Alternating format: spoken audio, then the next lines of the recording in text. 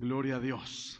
Bendito sea el nombre de nuestro Dios. Queremos en esta oportunidad compartir la palabra, comunicar la palabra preciosa de nuestro Dios. Siempre que vamos a la palabra podemos encontrar una palabra del Señor para nuestras vidas, podemos encontrar una palabra de nuestro Dios para nuestros corazones. Y bueno, en esta tarde, desde la mañana que disfrutaba leyendo la palabra, me topaba con un texto tan precioso y no quise seguir avanzando en este relato, en este evento, sin poder detenerme ahí para poder reflexionar un momento en la palabra. Y precisamente es lo que queremos comunicar, y quiero que por favor me acompañen con su Biblia. Vayamos al Evangelio de Lucas. Lucas capítulo número 9, por favor.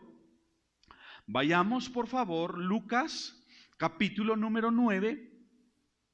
Y vamos a leer el versículo 18. En realidad son pocos los textos que vamos a leer. Solamente son 3 versículos únicamente los que vamos a leer en esta noche. Y ahí se encuentra el mensaje que queremos comunicar para la iglesia en esta oportunidad. Ya lo tenemos, si no lo puede ver acá en la pantalla. Dice: aconteció que mientras Jesús oraba aparte, estaban con él los discípulos y les preguntó diciendo. Oiga la pregunta que Jesús le hace a sus discípulos, y les preguntó diciendo: ¿quién dice la gente que soy?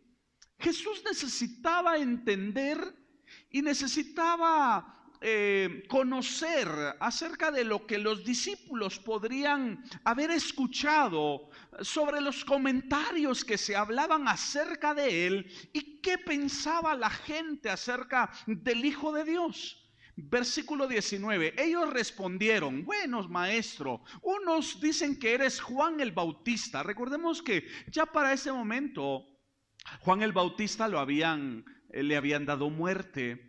Unos dicen que eres Juan el Bautista, otros Elías, y otros que algún profeta de los antiguos que ha resucitado. En realidad, la población que se encontraba alrededor de Jesús, a pesar de que sabían perfectamente que Él era el enviado, que Él era el Mesías, que Él era el Hijo de Dios, verdaderamente la población con la que Jesús se va a topar no tenían bien claro, no tenían bien definido quién era Jesús. Y por eso es que algunos pensaban que era sencillamente un profeta más, otros pensaban que era Elías. Recordemos que Elías, se habla la palabra que solamente fue alzado por Dios, es decir, no vio muerte, al igual como el caso de Enoc. Elías fue llevado en un torbellino. Y bueno, otros pensaban que era Juan el Bautista, que sin duda había resucitado. No tenían bien claro, no tenían bien definido quién era Jesús. Pero en el verso 20 Jesús cambia la interrogante y les dice, Él les dijo: ¿y vosotros quién decís que soy yo? E inmediatamente Pedro, sin titubear, Pedro, mis hermanos amados, teniendo bien claro y teniendo bien definido, responde diciendo: tú eres el Cristo de Dios. La versión 60 dice, entonces Pedro, eres el Cristo de Dios. Bueno, dice lo mismo, ¿verdad? Entonces, la pregunta, mis hermanos amados, y este es el mensaje para nosotros en esta noche, y esa era la pregunta que surgía, ¿verdad?, dentro de mí: ¿quién es Jesús para nosotros? Si la pregunta el Señor nos la hiciera a nosotros en este tiempo, en pleno siglo XXI, ¿quién es Jesús para nosotros? ¿Cuál es la idea? ¿Cuál es la definición?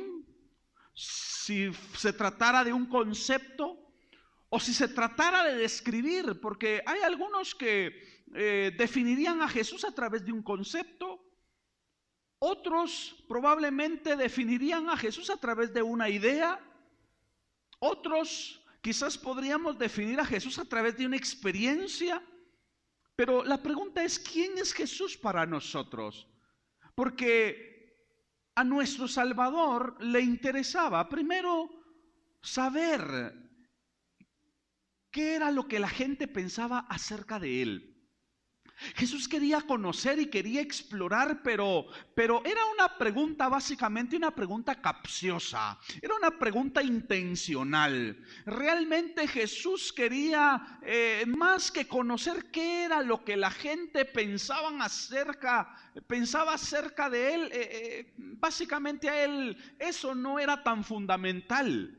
Quizás eso era secundario para él. Es como para nosotros en este tiempo, que las personas piensen o digan de nosotros. Yo no sé si a usted le presta atención a lo que las personas puedan decir acerca de usted, pero a veces no nos interesa cuando nosotros tenemos bien claro quiénes somos. Cuando nosotros tenemos bien claro cuál es nuestra identidad y quiénes somos nosotros, no nos interesa saber realmente qué la gente pueda pensar o pueda decir acerca de nosotros. Entonces Jesús, más que conocer qué era lo que la gente pensaba acerca de él, le interesaba saber qué era lo que pensaban sus seguidores. Aquellos que estaban y que formaban parte de su círculo, aquellos que realmente le seguían, aquellos que le servían. Y precisamente después de más de 2000 años atrás, siguen surgiendo nuevos seguidores de Jesús. Siguen surgiendo nuevos seguidores que vamos en pos de él. Pero en este momento la pregunta es la siguiente: ¿quién es Jesús para usted?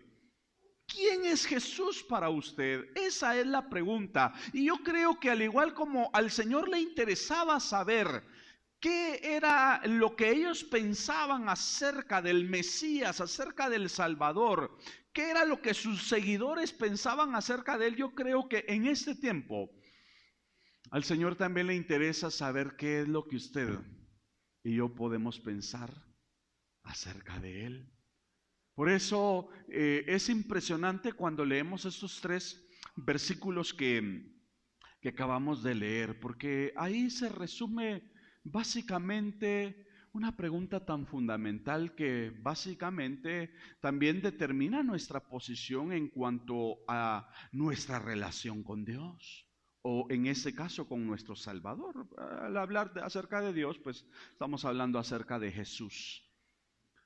Porque cuando nosotros tenemos bien claro y bien definido quién es Jesús, no nos va a interesar comentarios quizás negativos que puedan haber o que puedan girar, ideas que puedan ser construidas a base de argumentos, a base de pensamientos filosóficos, corrientes filosóficas, o independientemente la construcción de ideas que se haya tomado para querer formular un criterio o para querer establecer un concepto, no nos va a interesar y a nosotros no nos va a mover y no nos va a hacer titubear cualquier idea, cualquier corriente o cualquier ideología que pueda surgir alrededor de la persona de Jesús, cuando realmente nosotros sabemos claramente quién es Él para nosotros. Alrededor de los discípulos, tal como estamos viendo, habían varias personas, habían diferentes grupos que tenían diferentes conceptos, diferentes ideas o tenían diferentes definiciones acerca de quién era Él. Pero es impresionante poder ver que a pesar de que habían diferentes ideas, unos pensaban que eran Juan el Bautista, otros afirmaban que él podría haber sido Elías o definitivamente era Elías, u otros afirmaban que sin duda era algún otro profeta. Cuando nosotros vemos esto, es impresionante poder ver que los discípulos no fueron afectados o no fueron influenciados por ninguna de estas corrientes. por ninguno de estos pensamientos que pudieron haber girado en ese tiempo, que pudieron haber girado en esa época. Ellos probablemente, o algunas personas quizás pudieron haber sido afectadas o influidas por grupos de personas que decían: ese debe de ser Juan el Bautista, o ese debe de ser Elías que fue llevado en un torbellino y se vino a manifestar hasta este tiempo. Y probablemente muchos tenían sus argumentos, tenían sus formas ideológicas, ¿verdad? De pensar acerca de quién era Jesús. Pero a pesar de que habían diferentes ideas, diferentes conceptos, los discípulos tenían su propia definición, y más que una definición, ellos tenían una experiencia viviente. Yo creo que eso es específicamente lo que nosotros en este tiempo también tenemos que tener bien claro. Más, mi hermano amado, más que una idea, más que una historia, más que un concepto, más que una información, usted no debe de conocer y no debemos nosotros de definir a un Cristo histórico, porque quizás el Cristo o el Jesús histórico podría ser precisamente ese Jesús del que habla el pastor, ese Jesús del que nos hablan los evangelios, ese Jesús del que anunciaron los apóstoles. Pero realmente no necesitamos nosotros conocer y fundamentar nuestra fe en un Jesús histórico, porque la historia, mis hermanos amados, solamente es una teoría. Y muy diferente es la experiencia. Y recordemos que Jesús es más que una historia. Jesús es más que un concepto. Jesús es más que una definición. Jesús, mis hermanos amados, es más que una teoría.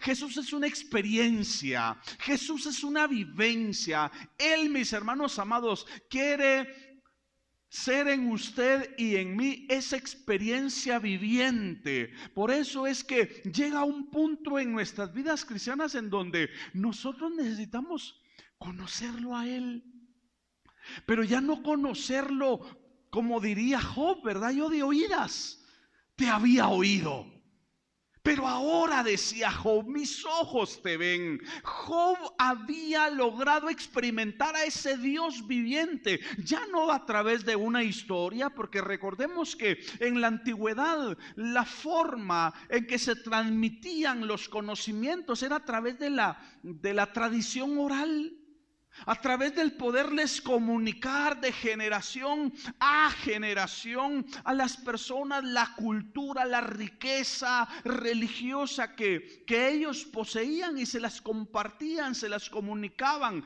y entonces ellos adquirían esa información. Y Job había conocido probablemente a ese Dios en el que él había depositado su confianza de una forma teórica, a través del método de la tradición oral. Pero Job logró experimentar, Job logró, mis hermanos amados, tener esa experiencia viviente en su vida, de manera de que Job declara: yo de oídas te había oído. ¿Cuántas personas en algún momento han conocido al Señor de una forma histórica?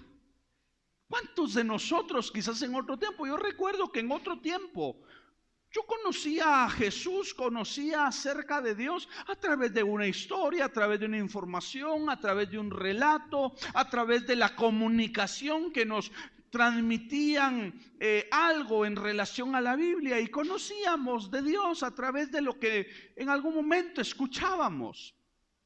Pero tal como estamos hablando en este momento, nuestro Dios, y hablando acerca de la persona de Jesús, es más que una historia, es más que un relato, es más que un concepto. Trasciende más que cualquier definición, por muy buena que sea, por muy destacada que pueda ser aquella definición. Él es más que una definición, Él es una experiencia, Él es una vivencia. Y por esa razón es que esa experiencia precisamente es la que cada uno de nosotros necesitamos tener en este reino. Si usted ya la ha tenido, gloria a Dios, porque usted ha tenido esos encuentros preciosos con su Salvador, y necesitamos nosotros seguir experimentando a ese Jesús viviente, a ese Jesús que se sigue revelando a la vida del hombre, ese Jesús que sigue entrando al camino del perdido, del pecador, del necesitado. Ese Jesús que se quiere hacer real, quiere que podamos tener esa experiencia. Por eso es de que los discípulos, a pesar de que ellos estaban rodeados, según podemos ver en el versículo 19, habían varias personas que tenían sus propios conceptos. Habían varias personas que tenían sus propias definiciones. Unos decían que eran Juan, otros decían que era Elías, y otros que sin duda alguna era alguno de los profetas. Pero ellos tenían bien claro quién era Jesús.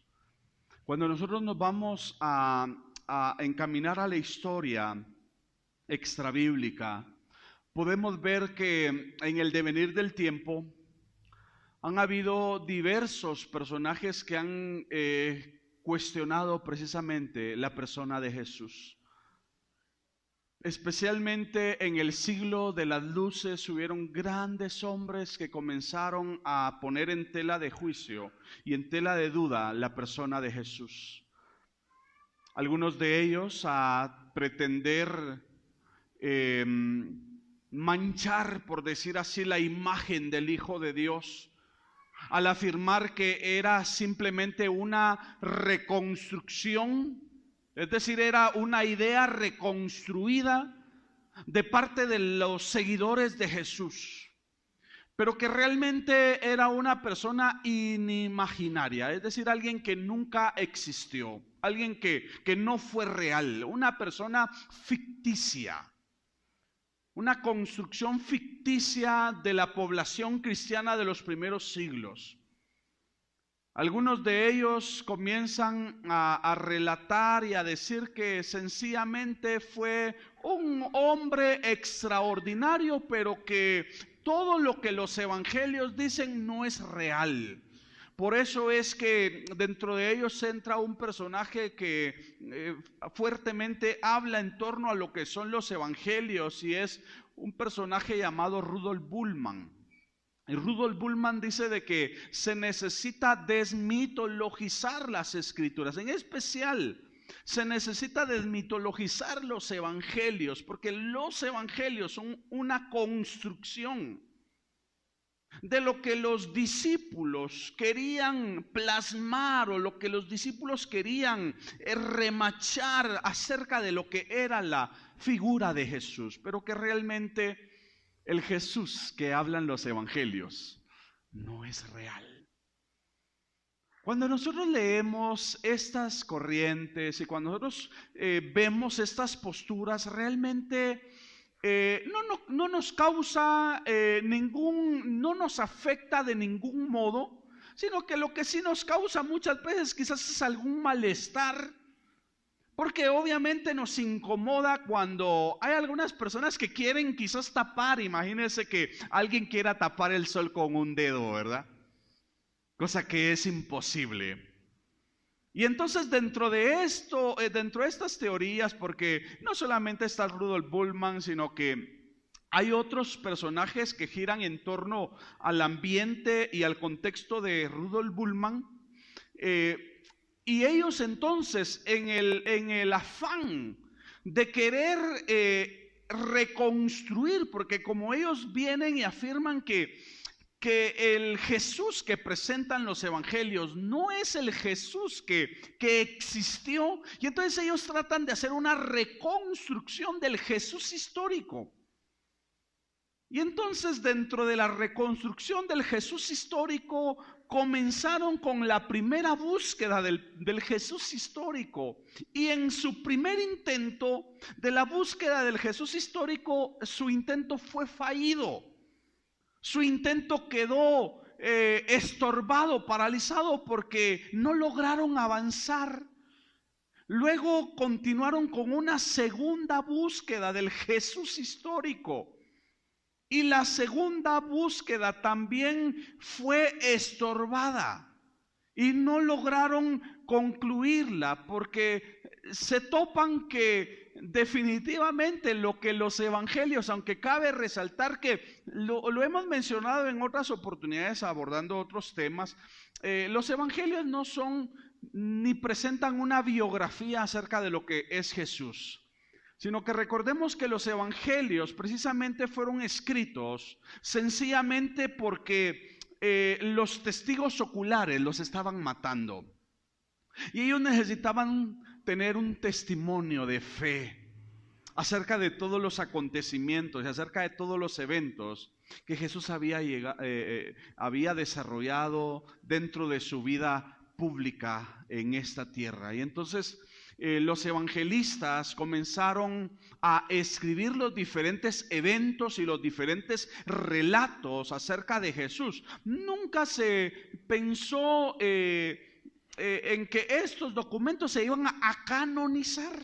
Y por eso es de que ningún evangelio presenta ningún dato biográfico acerca de Jesús. Pero bueno, digo esto porque entonces en la búsqueda de la reconstrucción del Jesús histórico, estos personajes buscan la forma de querer quizás presentar una nueva teoría acerca de lo que los evangelios dicen, aunque los evangelios no son ninguna teoría ni nada, sino que sencillamente nos presentan los eventos, los relatos que Jesús llevó a cabo mientras estuvo en esta vida, mientras estuvo en esta tierra.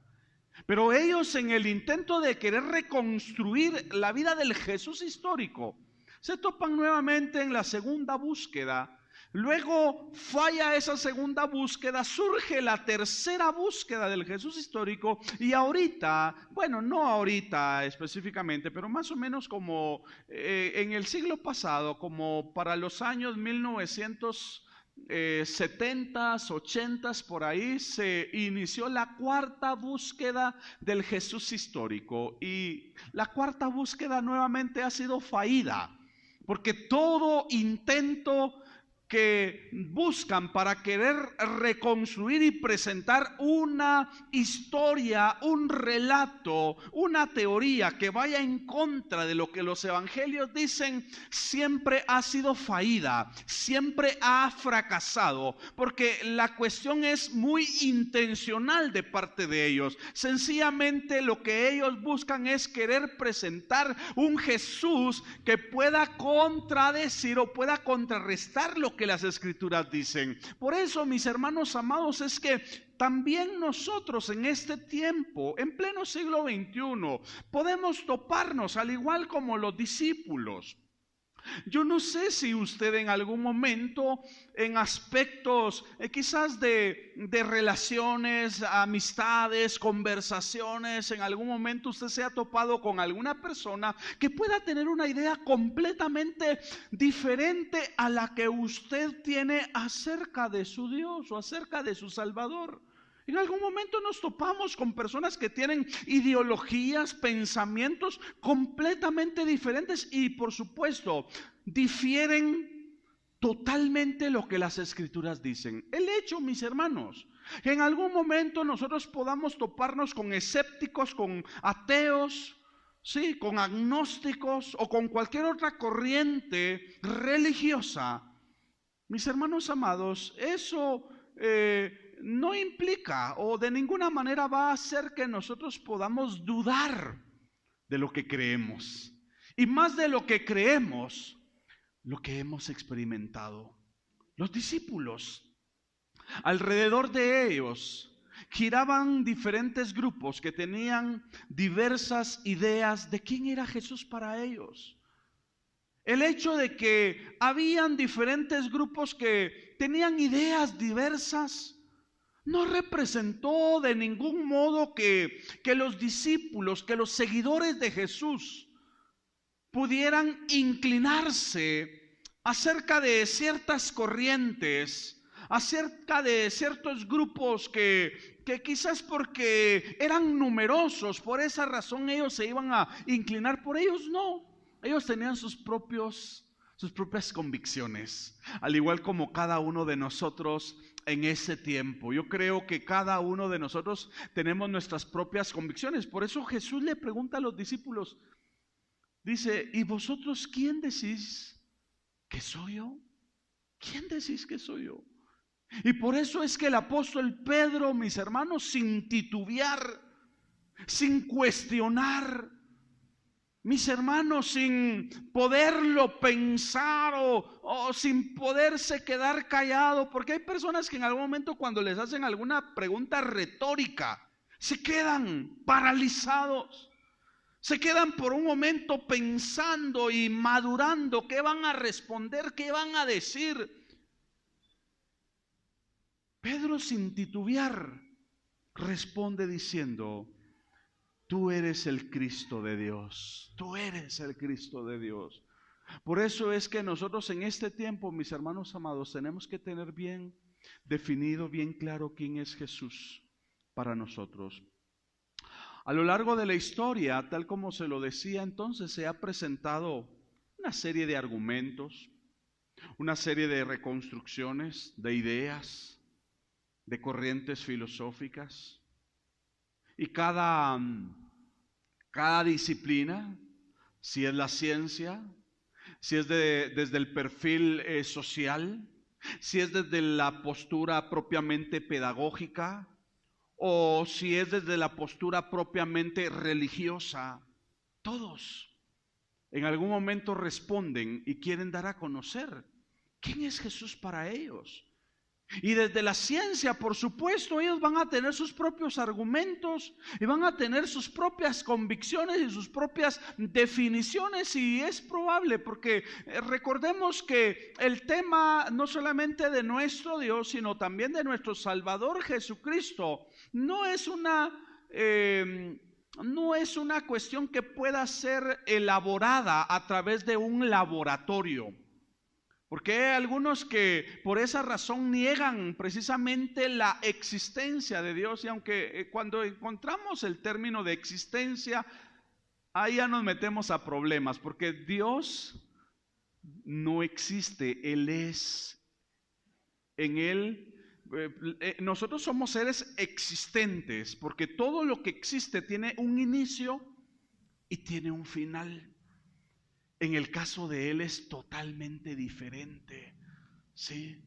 Y por esa misma razón es que nuestro Dios no es ningún experimento de laboratorio, y por eso es de que desde la posición propiamente científica se tornan y dicen definitivamente, Dios no existe.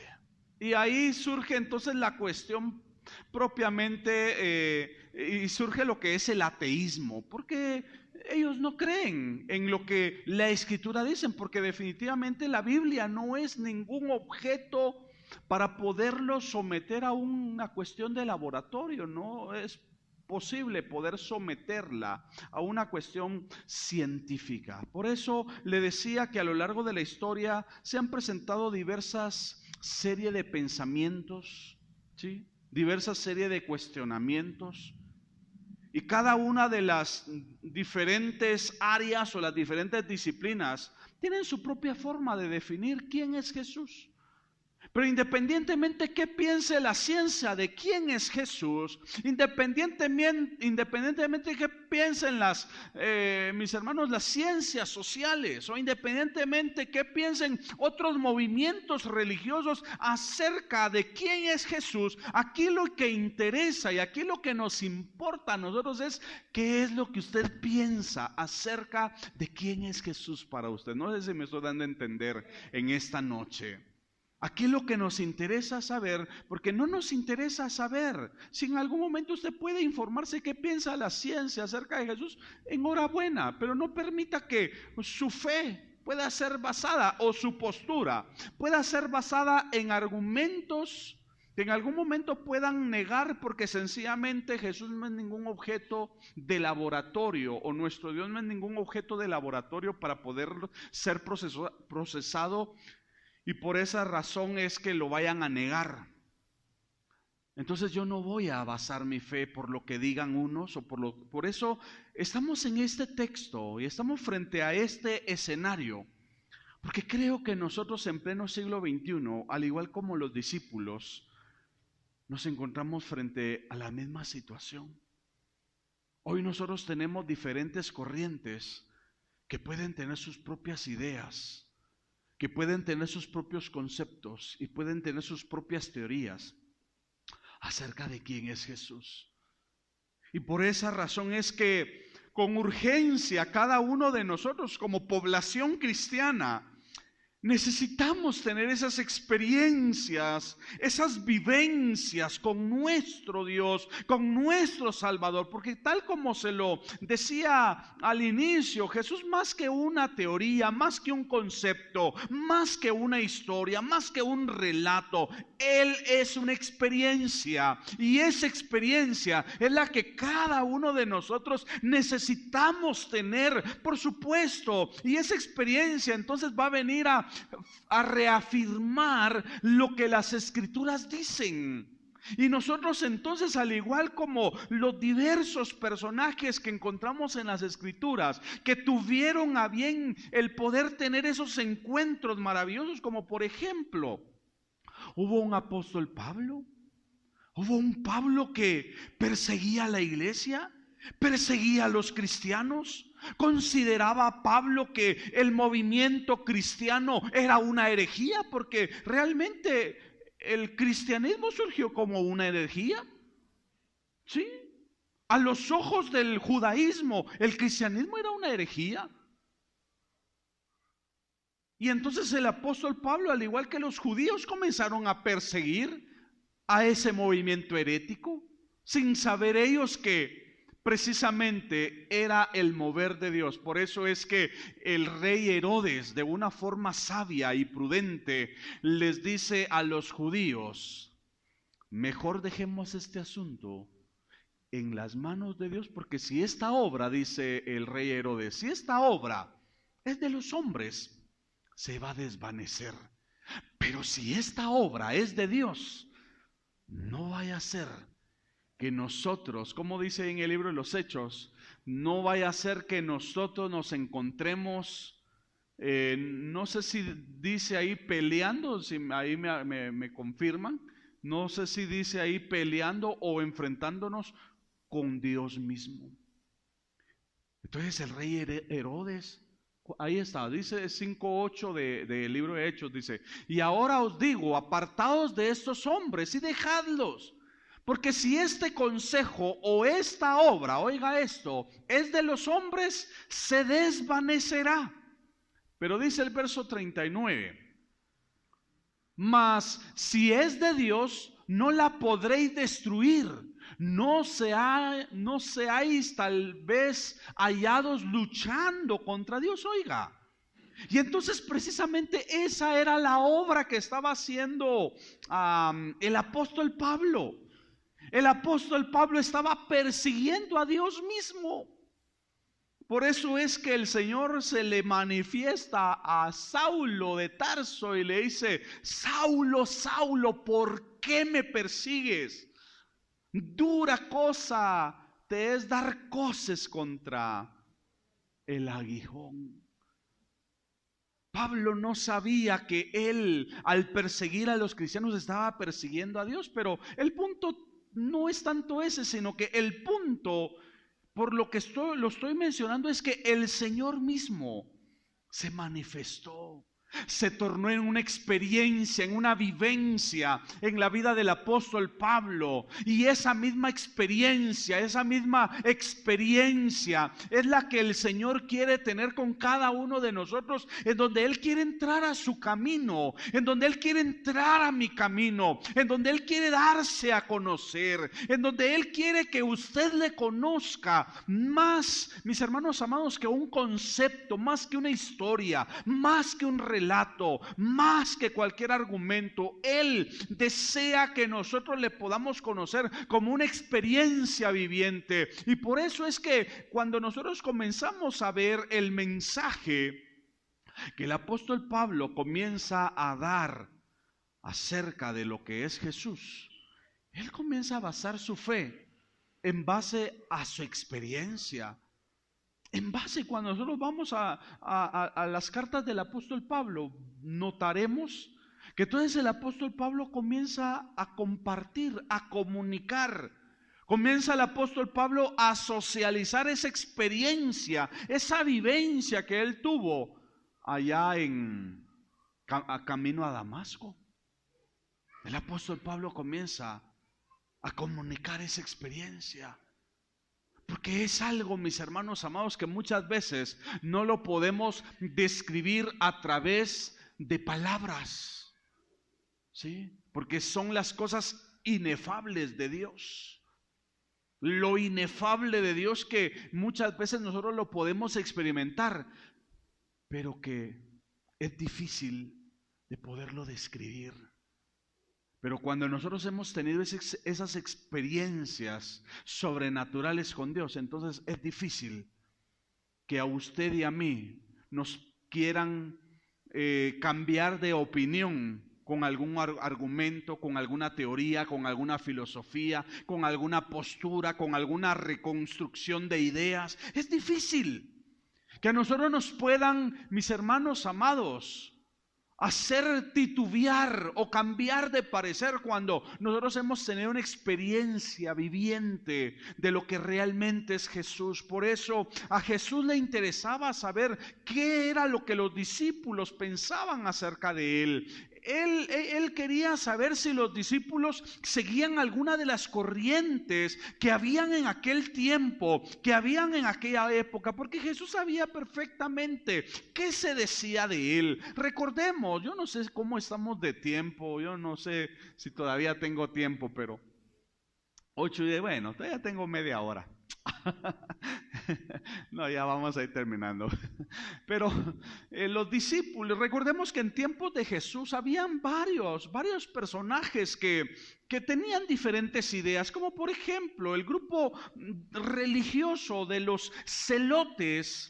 Que los celotes era precisamente un movimiento militar dentro de los grupos religiosos. Recordemos que habían fariseos, saduceos, estaban los escribas, estaban los celotes, pero los celotes precisamente era un grupo religioso con tinte propiamente militar.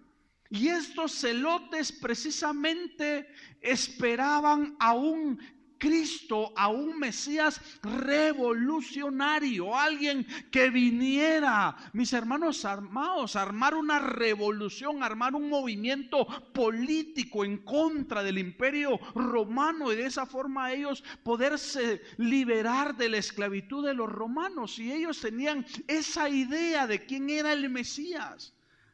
Entonces los celotes tenían la idea de que Jesús era un revolucionario, y por eso es que cuando ven el desarrollo del ministerio de Jesús y cuando ellos ven que el que se dice ser el Mesías en su ministerio busca la forma de desarrollar un ministerio quizás pacífico y no revolucionario como ellos lo esperaban, para ellos él no es el Mesías, porque ellos tenían la idea de un Mesías revolucionario con un tinte propiamente militar. Desde el perfil propiamente de los judíos al ver el desarrollo y al ver que del desarrollo del ministerio de Jesús y al ver las obras que él hacía y ver que él mismo decía a sí mismo que él era el Hijo de Dios y que él era el Mesías, el enviado. ¿Sabe qué pensaban los judíos acerca de Jesús? Los judíos pensaban acerca de Jesús que él era un exorcista, que él era un brujo, que él era un hechicero. ¿Sí? Al ver que Jesús sanaba, al ver que Jesús libertaba, al ver que Jesús hacía obras extraordinarias, los fariseos decían: por Belcebú echa a los demonios. Es decir, pensaron que Jesús tenía poderes satánicos. que en él se manifestaba un poder diabólico y que lo que él hacía era a través de un poder, mis hermanos amados, maquiavélico, diabólico.